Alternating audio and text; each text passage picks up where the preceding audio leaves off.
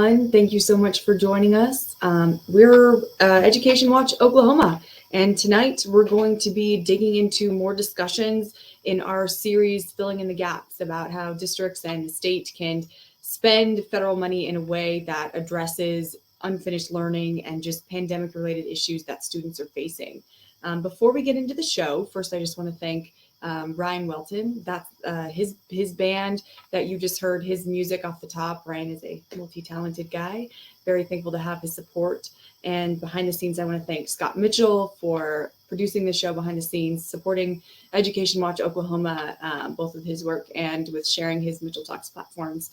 He's built a great audience, and I'm very happy to share these kind of education-focused conversations with the community as well.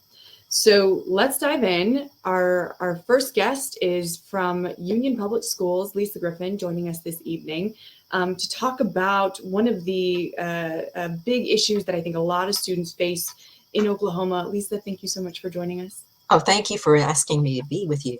Yeah, she is the food services director at Union Public Schools.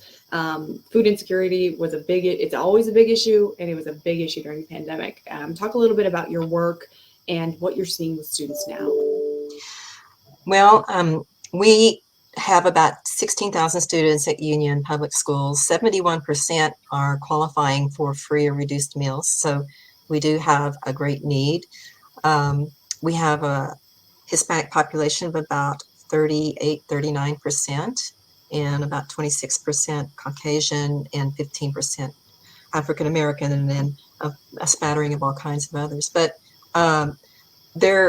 during the pandemic, we saw a great need because there was no school, and that's where they get most of their meals, is at school during a school day. And schools can provide 3 meals a day, literally. We can do breakfast, lunch, and supper meals. And we also at Union have a fresh fruit and vegetable grant, which is a fruit and vegetable snack during the day for all of our elementary kids. So literally all the food needs are met in one day in school. And when you take that away, then you probably start seeing a lot of problems with food insecurity. And with the population that we have, we knew that was the case. And it's not just the 71% free reduced kids that need it, because we saw during the pandemic families that were middle income that had lost their jobs or weren't working at the time. And we saw them driving up and getting food, and they were talking about what a blessing it was to have food available for their families because they were hurting. And so when we talk about food insecurity, it's not just the lower economic families. It can be the middle class or whoever's affected by this in their not being able to work, or if they're sick, or a lot of different reasons. So it was a time of seeing a great need, and we were able, if you'd like me to address how we addressed the food insecurity during the pandemic. Sure. We provided meals, over 2 million meals during the pandemic from March until March of 2019 to January 2020. And it was all curbside. It was picking up at a school, except we did have some programs where we took meals to apartment complexes, and we also took meals to individuals' homes. We had, for example, a grandmother who was keeping her grandson, and she called and said, "I'm disabled and I can't get out to the sites. Can I please have some food? He's very hungry and I can't pay for it." And so we did that. And then we had another family with 5 children who all had COVID, and they were all in quarantine, couldn't get out. And so they needed food, and we dropped boxes of food off to them. We provided breakfast, lunch, supper meals, and the fresh fruit and vegetable grants. We provided local foods, which we were very happy because that helped the farmers in the region be able to have a revenue source, and for them to hire people to work on the farms. And it was fresh, and it was organic, and it was neat to see the potatoes, the onions, the rainbow carrots, and fresh fruits, and all kinds of things that we would send home with the kids and the families. We also realized that they needed to have healthy foods, and that's why we went with the local and the organic. But we had a lot of volunteers. We worked with the community food bank and provided boxes for they were called Produce for Families, Farm to Family, and it was through USDA. And then the Community Food Bank also provided adult meals while we passed out the children's meals. So we felt like we met a great need there. And during that time, we usually do a lot of nutrition ed during the school, and we didn't have that opportunity. We have about 4 dietitians on staff. And so we came up with some videos, which we made available to the families, and they could get onto the videos. And it was cooking as a family with some of the foods that we sent home Very cool.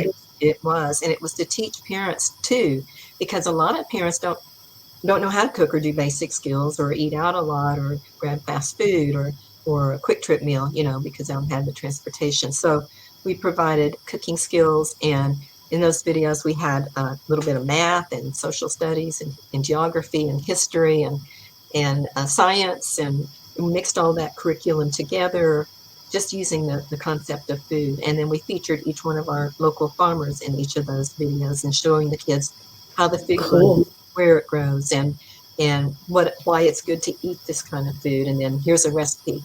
So those videos were really an innovative thing that we loved being able to share with the families.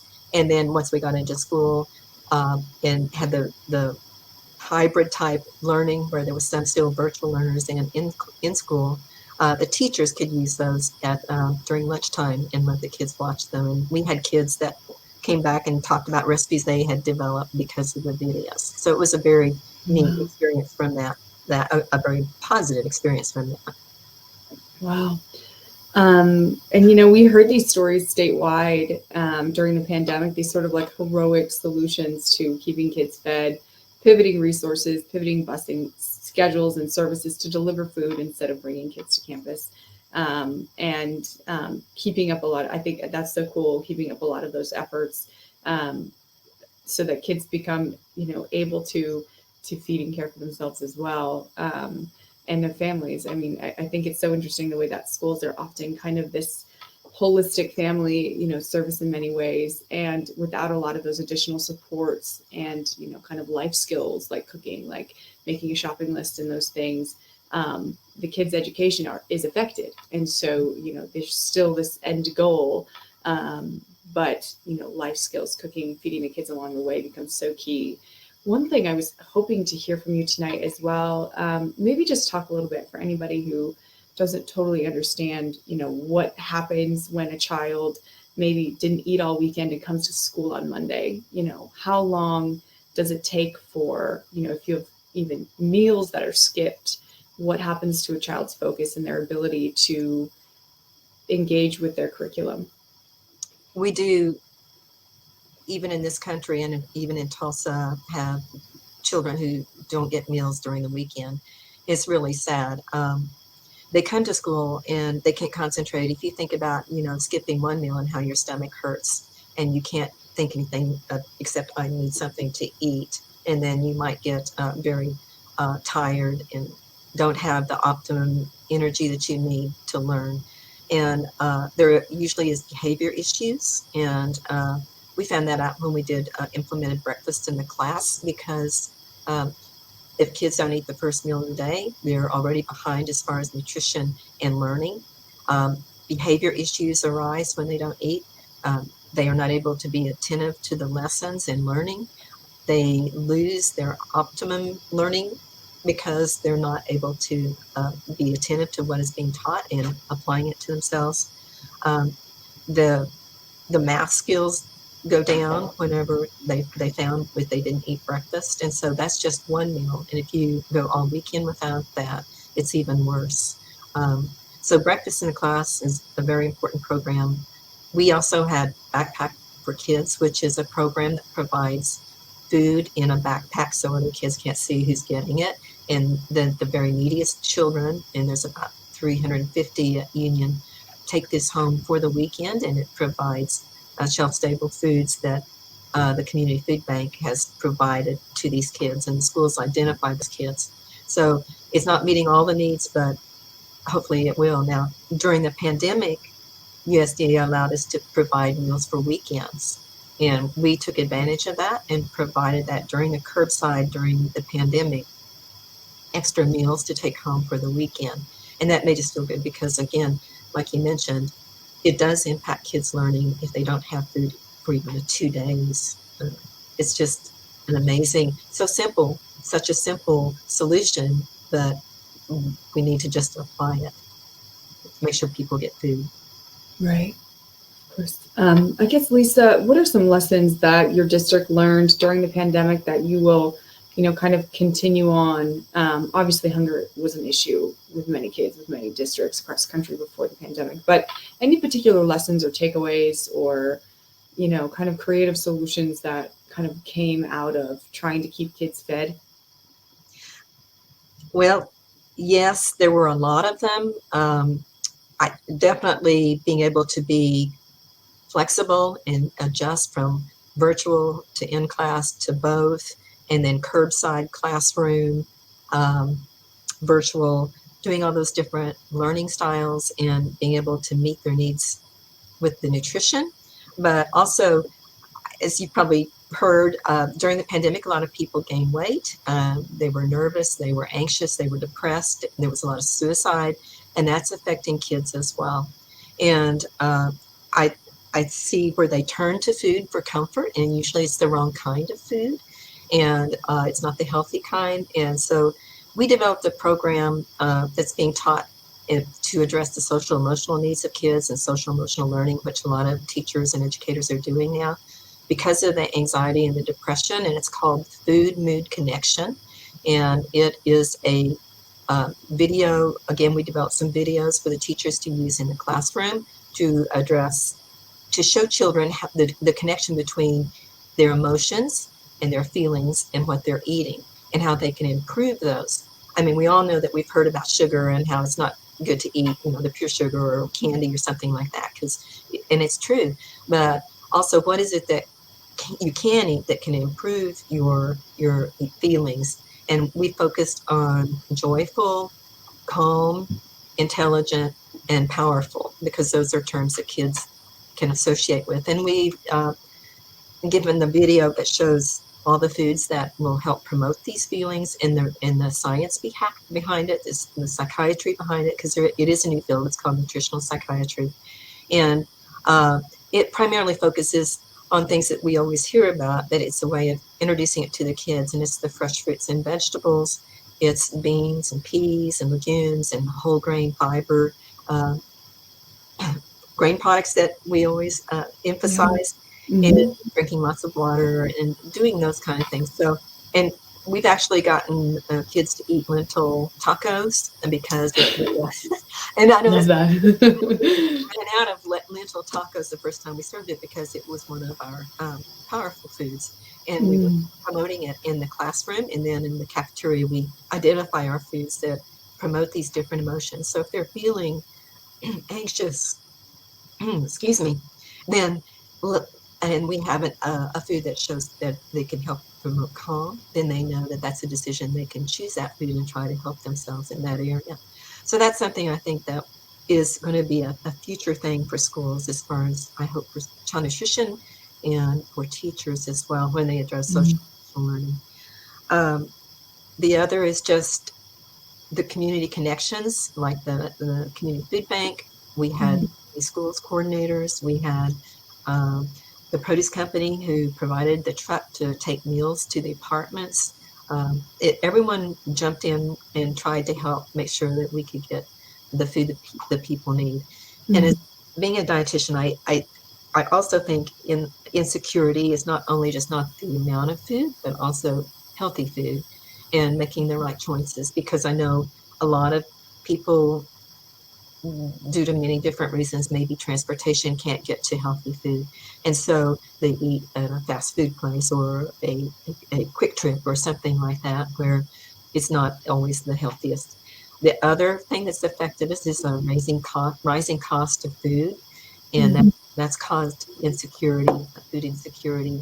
We're seeing it in our prices for food for child nutrition, anywhere from 15 to 44% increase in food costs. And when you put that on a family that's already having issues, it's a huge burden, and it's a stress. So trying to to help people by providing all the meals we can. I would encourage all child nutrition people in the schools to provide as many meals as you can, breakfast, lunch, supper especially, Mm. snacks, fresh fruits and vegetables, and make the meals as high quality as you can, because these may be the only meals the kids get that during the week. And we can provide every single one that they need if they will promote and provide these meals. Okay. Lisa, thank you so much for sharing your expertise with us and your insights about what your district learned and developed during the pandemic, which is ongoing. We still have, economic price fluctuations having to do with the pandemic. Um, People have lost jobs, recovering financially, still lots of insecurity due to the pandemic. So thank you for coming on and sharing those solutions. And yeah, have a great rest of your evening. Thank you. All right. Thank you, Lisa. I love that program she talked about, looping, social and emotional needs in with nutrition, which is maybe a video. I could watch that video and learn something. But we're seeing so many social and emotional issues in the classroom right now with students dealing with the stresses and the pandemic and everything that goes into being a kid right now. So that's definitely an interesting program. I'm looking forward to learning more about that. And up next, we have Positive Tomorrow CEO. Who's going to be joining us tonight to talk about some of the work that they do with their students. Susan Ogle, thank you so much for being with us tonight. Thank you. It's good to be here. Yeah. So Positive Tomorrows is a school that serves the education and social needs of students, kids, and families dealing with homelessness, experiencing homelessness. Susan, maybe talk a little bit about, so just in my reporting, during the pandemic, there were issues with even knowing where some kids were at different points when they weren't in the classroom. Nobody had maybe put eyes on these kids in weeks. And for a student who's dealing with, hopping couches, staying at an aunt's house, staying at, here, staying there, there's questions of security, there's questions of basic needs being met, and your organization serves a lot of those needs. So maybe just talk to us a little bit about what you saw your students experiencing. Sure. So, I sort of divide the pandemic up into a couple of different slots. There, the first several months when everything closed down in March, we pivoted like everybody else and sent kids home. We instead of our classroom assistants, instead of really helping out in the classroom as much as they did, they helped us. We delivered food to homes. We made sure that everyone stayed up on their rent and stayed housed. And it's always the families that we serve that are the first ones to get laid off. And so, we made sure that everybody kept up on their rent. Had some donor dollars that came in, so we were able to do that and keep families housed, made sure they were fed. And then we did some online learning for that March, April, May. And we also had teachers that went out to their houses. We had our teachers on their own decided that they would lay eyes on each child at least once a week. And they would go out to the apartment complexes or wherever our families were staying and play some games out on the driveway, on the sidewalk, and all of that sort of thing. But we also, just because of our students, we learned right away that hardly any of them had internet access. We sent Chromebooks home, but then we also had to figure out how to get internet to everyone. And we were able to, families that were in housing that were sort of relatively stable, we were able to hook them up with Cox cable. We had some families that were still bouncing around a lot, and so we worked with AT&T and got some hotspots for them so they could at least get on their computers. And then we had parents who were not computer literate. There's all this stuff. So when summer came around, we just made the decision to start our summer camp in person on that June 8th, right at the early stages of the pandemic, because we felt it was really important to have our children in school where we could see them, where we'd know they're being fed, where we'd know they were taking care of the issues that they had. So last year during the school year, we were in person school all year long. We had we had the luxury of having a brand new building that had a lot of extra space that we're intending to expand into someday. But we just spread everybody out in all that space. We did social distancing. Children have been wearing masks. They still are. Mhm. And we just, took care of their needs. I will say that one of the things that we discovered last school year is that we saw a higher rate of neglect and family, just general family issues than I have seen in my career there. I've been there almost 13 years. And last year was, I think, we saw the highest rate of some of those kinds of things going on. Well, As children, families had been cooped up for months together, and now we were, yeah. we had students who came to school with horrific cases of head lice. One little girl had ulcers on her head. I mean, we took her to a dermatologist. There were just some of those things we cared for. We saw more evidence of domestic violence than we had seen in the past. We had three instances where dads showed up at the school looking for their kids. So it's just those kinds of things and other signs of neglect that we were seeing, just because we had families that were just living on the edge, and it was showing in some of the situations that we were dealing with. Yeah, Wow, that's heavy, Susan. right. And as you're trying to educate kids, kind of in spite of and Right. in terms of their circumstance, what, they're in school, they're in the classroom, they have all of this going on in their lives that's out of their control. What does that education look like, and what gets through to them? Yeah, and for us, we're sort of used to dealing with all of this trauma and all of this Yep, chaos. I mean, of that's course. not really all that unusual to us. It was a higher level in the past. So we're just sort of used to dealing with that. So we have kids, they come in just because of the trauma that they've had in their life, probably for years, their entire little lives. They're hyper reactive, they're hypersensitive, they're waiting for something to go wrong. There can be, they can be reactionary, and so we've just got to learn how to deal with that from a trauma informed basis.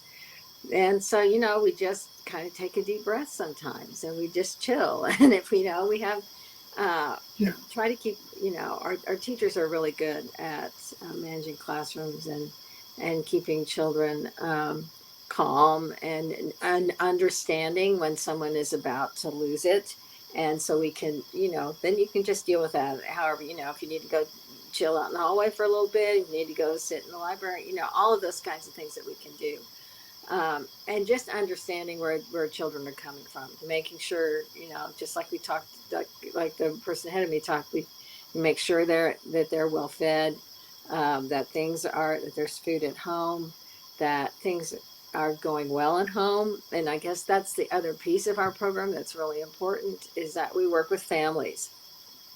So we want to make sure that families are stable in the, all the rest of the time. Kids may be in school, but you need families stable all the time.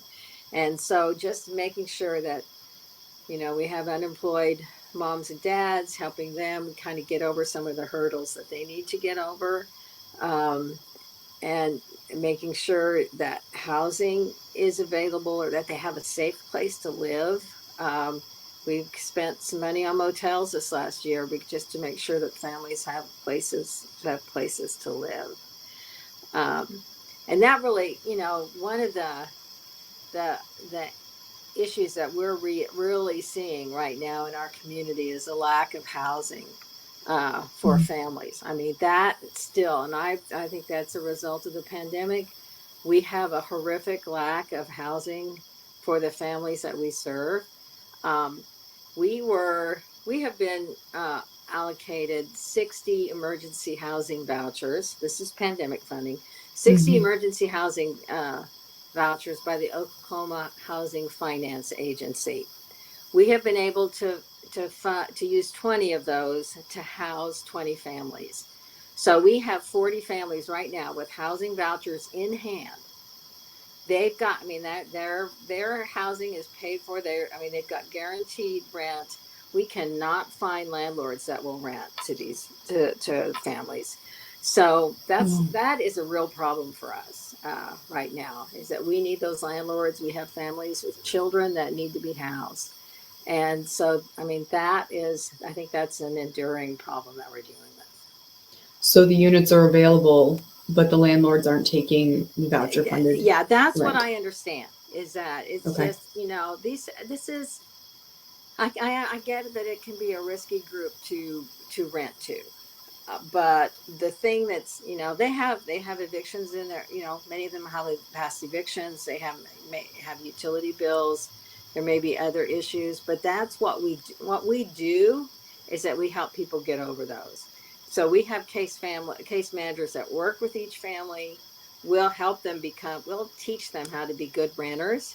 We'll teach them what their responsibilities are. We'll help the landlord. If the landlord's having problems with a family, we can serve as the mediator and the middle person and help that landlord, with what they need, because we want this family to be successful and just move on like anybody else. So, and there are other agencies in town besides us who will do that.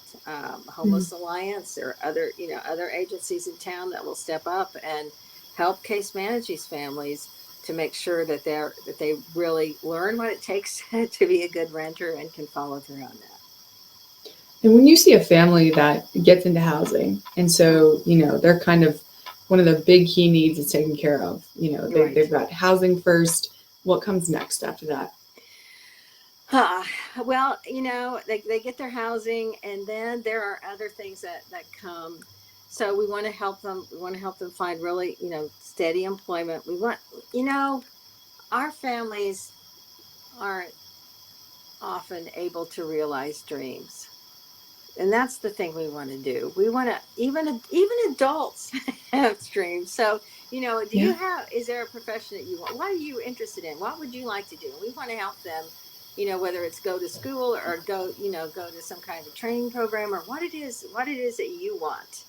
And, we talk a lot about teaching. We have to teach our students often to have dreams, just because they aren't used to being able to think in the future about things they want to do. And we see the same thing with moms and dads. So we want to work with them. We want to help them find employment. We want to help them just learn what it's like to just kind of be in that space for a while. We'll help with parenting. We'll help with,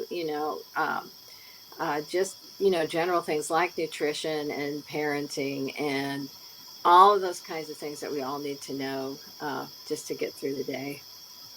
And, once a family's housed and some of these other pieces start to fall into place, what sorts of changes do you see in your students? Yeah. Well, we see, our students they become so much more confident in what they want to do. Then they do start to see things that they want to do. They learn that they can do well in school. They learn that all of a sudden they discover that they can learn and they can do well and they can be successful. And they're so excited about when they move into a house, when we have families move into a house and they come back to school and tell all about it. I mean, there's so much joy there. And it sort of kind of switches around from thinking that nothing is ever going to go right to learning that things can go right.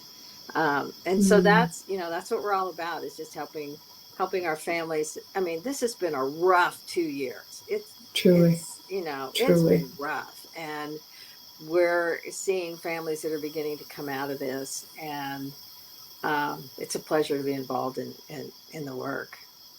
Yeah. And kind of on that note, could you give us a general sense of like the pulse for families who are experiencing homelessness, kind of in our metros, just kind of what's the sense of recovery, or the pandemic's ongoing, but where's everybody at? I think there are a lot of us that are still in a wait and see. A lot of us who work with people who are in homelessness, we're just kind of waiting to see what's going to happen. Now that the eviction moratorium is over, and just sort of what's going to happen. we're waiting to see what's going to happen with housing. Um, and I think as time goes by, what's going to happen with our homeless families in our community. It's kind of a lagging indicator. We'll see what happens as things just develop, and as it's just hard to know um, how the whole eviction process and what that rate is going to look like as time goes by. Okay, and just an update for everybody who isn't looped in on the eviction moratorium issue. Maybe just give us an update on where that was a federal moratorium. Kind of where is that at? Yeah, well, it's my understanding that most of that's over. Mhm. And and the issue with the moratorium is that you didn't have to pay rent if you were affected by COVID during that time period, but the rent didn't go away. It just stacked up. You still are going to owe it. So then when the moratorium ends, you have all of that, you have a year's worth of past rent to pay. And that's, virtually impossible for anyone who's been living on the edge already. Um, we were able to keep our families of the clients that we serve current on their rent and make sure that everybody was there. So those folks are not in danger, but it's just hard to tell what's going to happen in our community wide as time goes by. Okay. Any key insights, Susan? Kind of last question, last thought as we, what's next? Yeah. Well, one of the things we learned has to do with the whole internet service.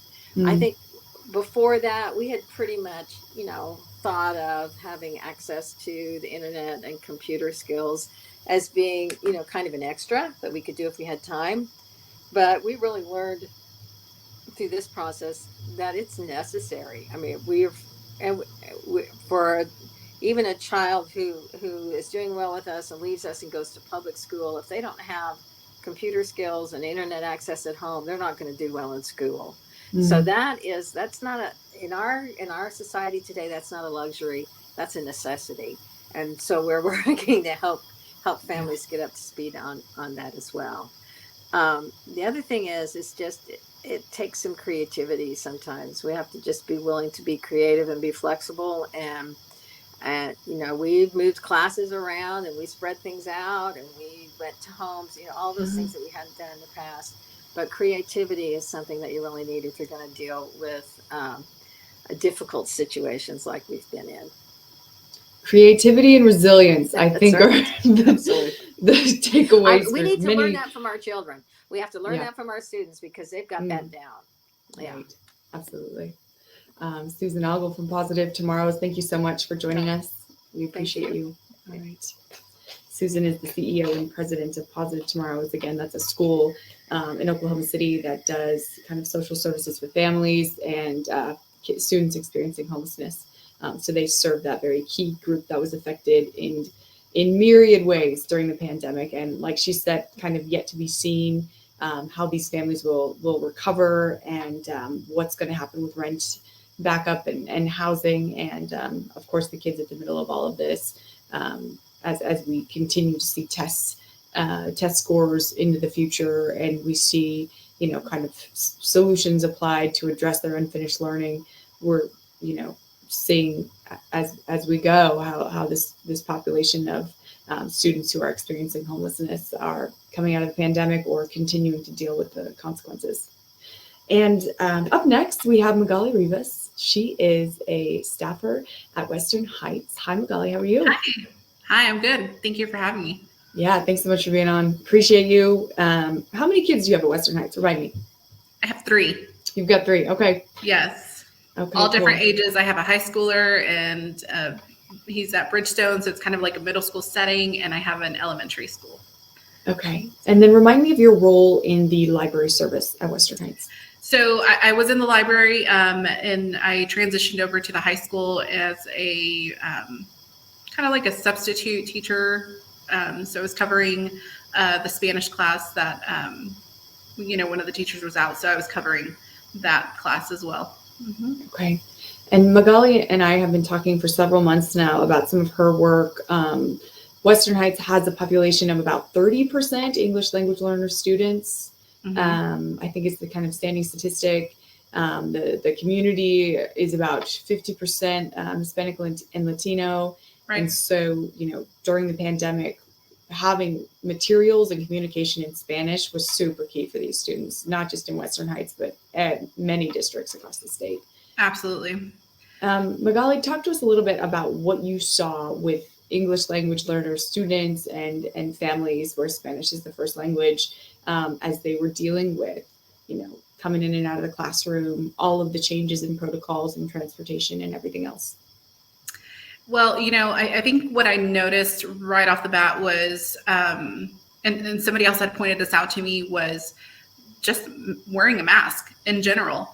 I had several students that were non-English speaking. And so what do you do when you can't communicate? You start using facial expressions, hand gestures. So wearing a mask, you can't communicate. And you can't hear very well. And a lot of people just use their mouths to kind of just gauge what somebody else is trying to say to them.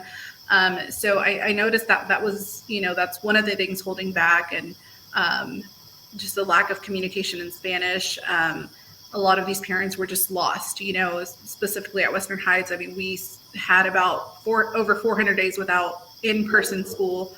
And so they, not computer literate, they just didn't know how to communicate. They didn't know what they were doing. So now we're asking these people to homeschool their children in a language they don't know.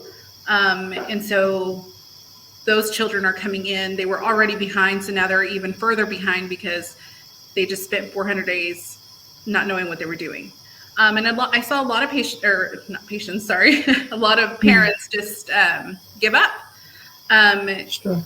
I had several text messages from parents that just were not going to do the work because it wasn't explained to them, or it wasn't explained to them in a sense that they didn't understand. And it was just too hard for them, and nobody wanted to help them. And so they gave up and said, we'll wait till next year. If they, if we have to hold this child back, we will. So I saw a lot of that.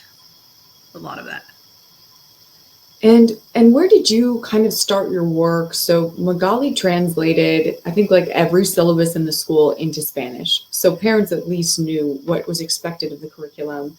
Maybe talk a little bit about where you saw that need and took the initiative to do that work and kind of what it's brought. So I did all of the middle school alone is the only ones that I was able to translate. And there were about 50 of them, just because there were, several teachers had different grade levels they were teaching. And so I noticed, a lot of parents at the Meet the Teacher, or when they were picking up schedules, they were like, well, what is this class about? Or, what supplies do they need? And so the syllabi would, kind of just talk about what they were going to learn and responsibilities and whatnot. And so I just came up with the idea, like, hey, why don't we translate these so that they're involved, and how do we build this community? How do we get more parent engagement? And I thought it was a necessity for these people to be engaged within their child's education, for sure. And what was the response from families having somebody from their kids' district making that effort to communicate with them? I was very surprised that, I guess they were surprised, and I was surprised that they didn't feel welcomed. And I just felt a lot of people gravitate towards me, and people just came to me and were like, oh my gosh, I can't believe you work here. Where have you been? Where do I go? And it's just, it was just, since I felt so helpful and so needed there, and they were just relieved. They were just relieved that somebody was going to help them in their language. So it was very satisfying, for sure.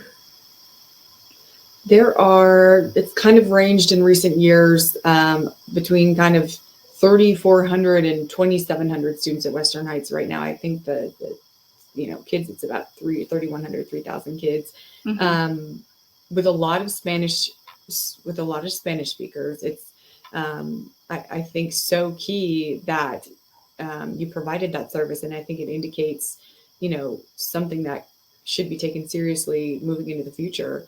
I guess what do you hope for districts, not just Western Heights, but every district, as they work to incorporate those, English language learner families and students? I feel like that's a resource that we need to spend more time on, and looking for resources to provide to these families. I mean, how do we build community? How do we get more parents involved? How do we get them to trust educators? How do we get them to trust the system, or the school district that their child is? A lot of these people are just happy that their child is getting a better education than what they received back home.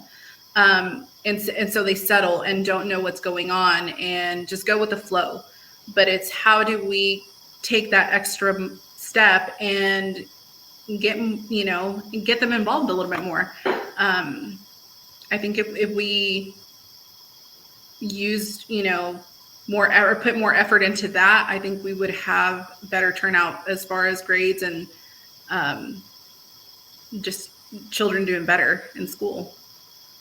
So just kind of from your experience and sort of like your expertise now being a kind of a go-between between Spanish-speaking families in a school district that didn't necessarily provide all of its communications or curriculums in an accessible language, I guess what lesson or what are some key takeaways that like districts could use from your experience? Like what might work if you were going to advise a district on solutions for reaching their Latino families who are learning English?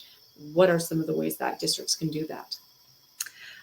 So I know we've been doing a lot of more cultural research as far as, we're doing more events. So I know one of our schools had like a loteria night, and we had a big turnout because people, it was fun. It's something that the Latino culture gravitates to. And so I think they appreciate that. They appreciate that they are being acknowledged as a community, and that they're not feeling left out. And so once you gain their trust and start involving that community more, then you're going to get a better turnout for sure. And translating documents is probably the start of it, and just, showing them that you care and that you're going to help them and that you want to help them. Okay. And Magali, any kind of like final thoughts about where, it's been 2 years of this and, Omicron's here. This pandemic isn't over yet. Any thoughts on kind of like where, our English language learner kids are at in terms of, sounds like at Western Heights they're catching up and having to overcome the fact that they didn't get good access to their education last year. Kind of where are these students at? Where are these families at right now? What do you kind of see as next? So I just see a lot of people getting super anxious. I feel like there's not a lot of communications from schools. And so I think the policies that are in place now probably need to be revisited or whatnot, and have those policies set in Spanish and in every language, not just Spanish. There's not just ELL, Spanish speaking people. I just feel like those communities need to be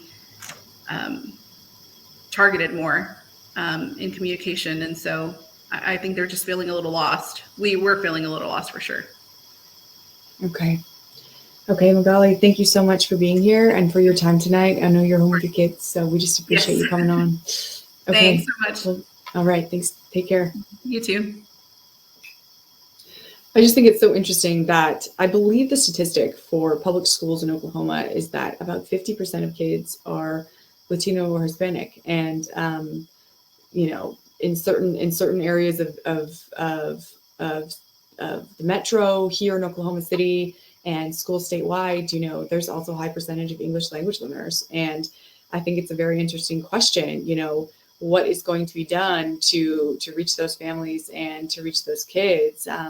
Because I've sort of sourced this story and tried to like get a pulse on, okay, how many districts are translating their materials? Like Magali said, There's several key languages in Oklahoma besides English and Spanish, but we have such a majority of English language learners that I sort of looked around to see how many districts translate the materials into Spanish for those parents, so they know what kind of education their kids getting and what they're doing in school, and how many translated the pandemic COVID mitigation protocols into Spanish. And I think for anybody watching who I think that's an interesting question to engage with in your districts, and reaching out to Hispanic families and kind of like Magali mentioned, these kind of like cultural moments within the school life, within the school schedule where they can interact.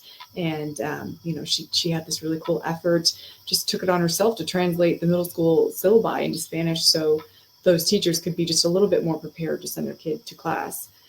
So I think that's just such a key question in education in Oklahoma right now. And there will definitely be more discussion, particularly on this show, about solutions to language being a barrier to both kids and families accessing and understanding their child's education. Coming up, we have Katie Warden from the Disability Law Center. She is the lead education attorney at the Disability Law Center. Katie, thank you for being here. Thanks for having me. Yeah, I appreciate you hanging out. I'm really excited to talk to you about the work that your organization does, because I think you're going to bring a key insight for the audience that touches on this kind of in episodes of the show, talking about how we're going to spend ESSER money, talking about best spending solutions to ensure equitable access for all students, no matter what their issue is and no matter where they're coming from. And disability law has so challenged the civil rights question of equitable access that I think it kind of informs the conversation in an interesting way. So Katie, maybe talk a little bit about what the Disability Law Center does first, and then we'll kind of segue into questions about schools. Sure. So the Oklahoma Disability Law Center, we're part of what's called the Protection and Advocacy System. And Congress funded this system in the 70s to help people with disabilities move from institutions into the community, and to protect people with disabilities, to protect their rights in the community, and then to investigate any institutions to look for abuse and neglect. And so what our organization does is part investigations, trying to look for abuse and neglect, but also working with people in the community to protect their rights. And in the educational realm, we work with families to advocate for their children with disabilities, to get the services that they need at school. Unfortunately, I don't think many people with disabilities in Oklahoma know about us, but it's a free legal service. I didn't know about it growing up in Oklahoma, and it really is a resource that can be useful for people with disabilities. Certainly.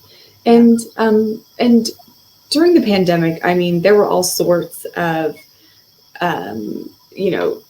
different barriers that popped up for students with disabilities. Maybe they're immunocompromised, and so they're not even safe being in the classroom anymore. Maybe they need a certain type of audio service or visual service that was in the classroom, but now they don't have that at home, and so they can't access their books and whatever that looks like, or their lecture. Maybe just talk a little bit about what some kids and families with disabilities had to work through just to get to their curriculum.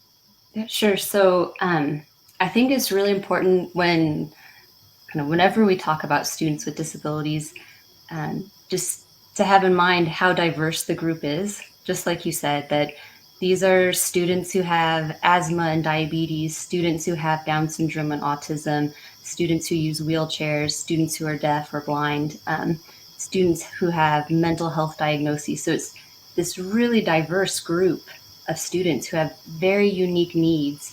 Even within any diagnosis, the needs of one child with ADHD are not going to be the same as another child with ADHD, even though they have the same level. It's really same diagnosis. It's really individualized. And so I think, that's important to keep in mind when we think about how the pandemic affected students with disabilities. It did so in many different ways.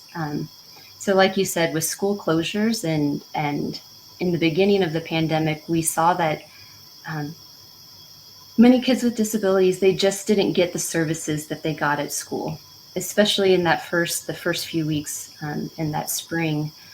So for example, many students with disabilities, they get occupational therapy or speech therapy, nursing services, different services that help them learn and that are also necessary for them to become, equal citizens and to live meaningful lives. And so early in the pandemic, those services just didn't happen. As we went to distance learning, districts really did try to provide those services virtually. But for some students, that just isn't, virtual learning isn't accessible. So for instance, for a student who's deaf and blind, and whose primary mode of communication is tactile signing, doing speech therapy or occupational therapy over Zoom, it just didn't work. Or for students who really needed one-on-one support to focus or to pay attention, to come back to the lesson, that wasn't possible in a virtual setting. And so I think in general, students with disabilities and their parents really feel that they've been kind of left behind, or shouldered a bigger burden than the non-disabled students in this pandemic. But on the other hand, so we are this really diverse group of people, and there's some research that for some students, I think older students who have more social emotional disabilities, that remote learning actually was a positive because it removed some of the barriers to learning, some of the social interactions that were really difficult. And so again, it's just really based on individual needs.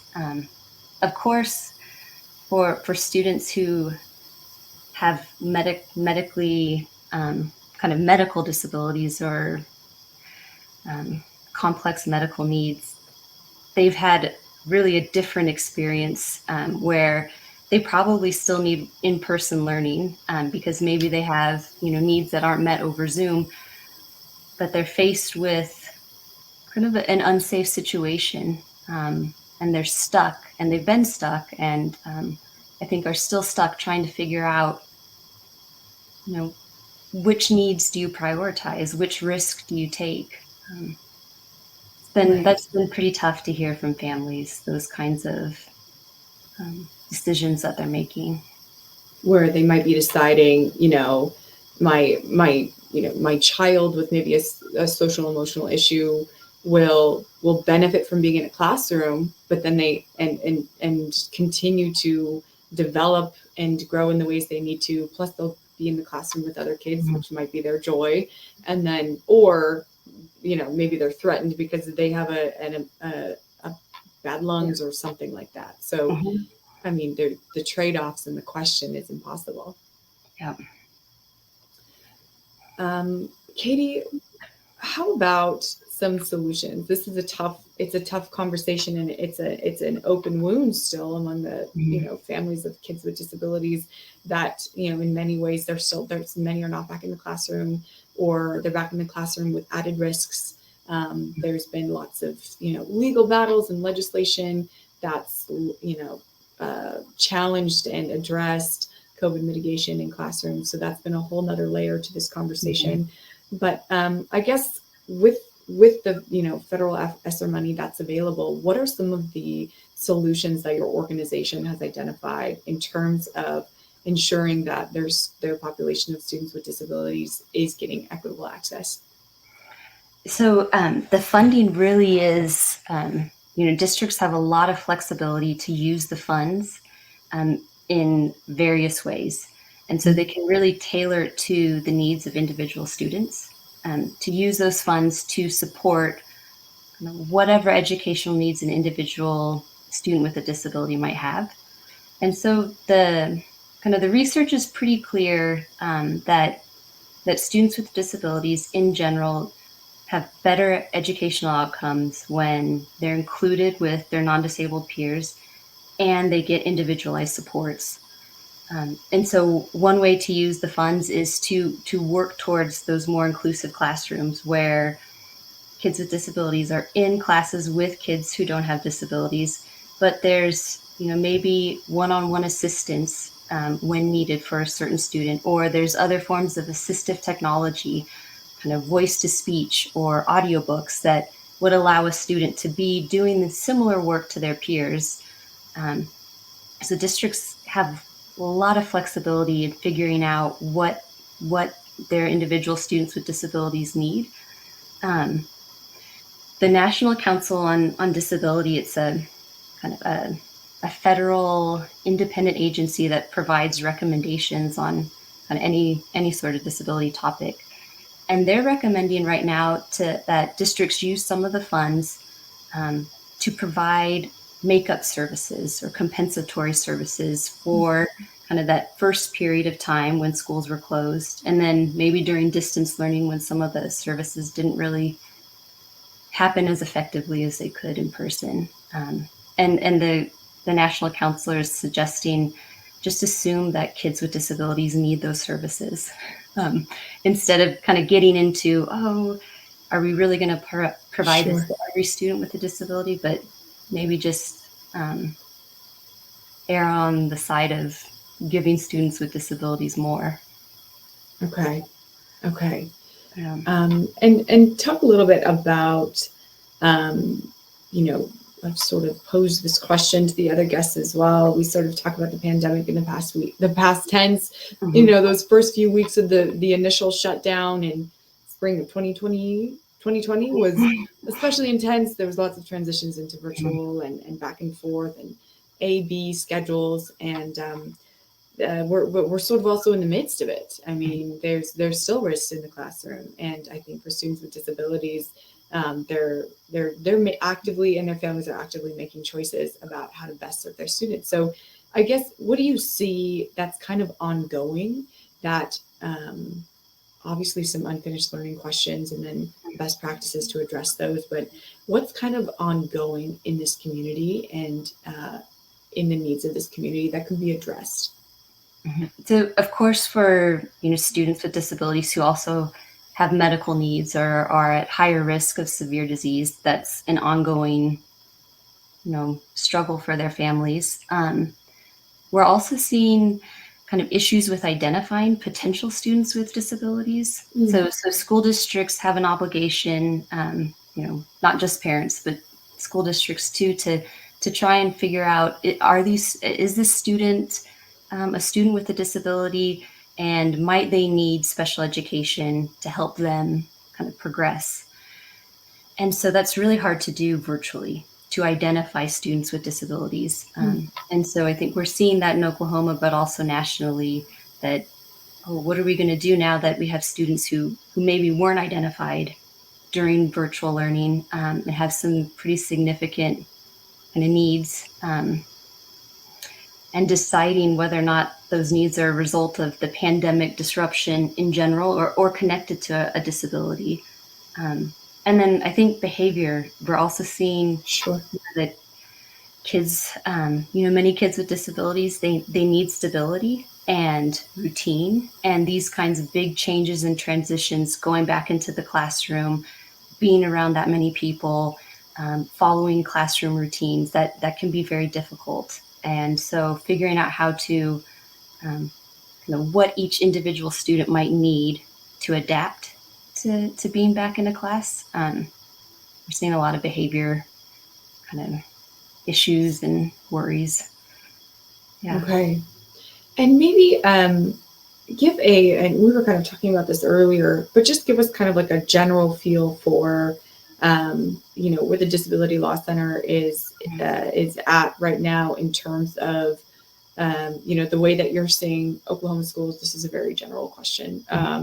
Seeing Oklahoma schools as they seek to or are in a position to be providing access to kids with disabilities. So I think in a lot of ways, Oklahoma schools have done a really good job at being in person, more so than kind of our sister organizations in other states. When we all get together and compare notes, Oklahoma has provided in-person services more than many other states, and that's been good for kids with disabilities. Of course, we are, concerned about students who have complex medical needs, and how to protect them at school so that they can be in school safely.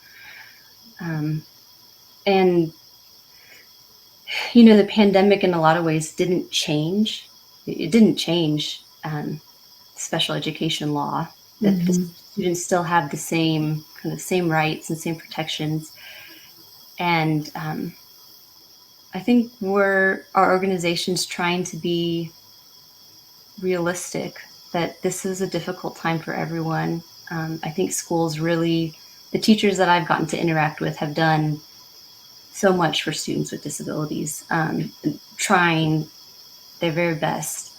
And so we're trying to find a balance between, there's the law on paper and then there's the world we live in, and what really is in the best interest of our students with disabilities, and creating these, good relationships with schools where they feel included and safe, and where, they want to be in school.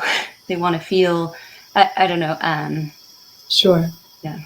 Sure. Because I mean, it's a tough challenge. It's a tough challenge for any organization that's, looking at. It's a tough but worthy challenge to put the infrastructure or put the services in place to make sure that every student gets, access to their education in the ways that they need it. And so I'm assuming you must interact frequently with schools. Do you kind of advise and answer questions about what that can look like? No, we represent parents, and so we negotiate with schools, I guess. Okay, so you're interacting with schools kind of after there's been an issue and working to resolve it. Okay. All right. Well, Katie, like you said, students' rights didn't disappear just because there was a pandemic. So there's definitely more questions and more work around this issue to come. And thank you so much for joining us. We really appreciate you coming on this evening and sharing your expertise. Thank you.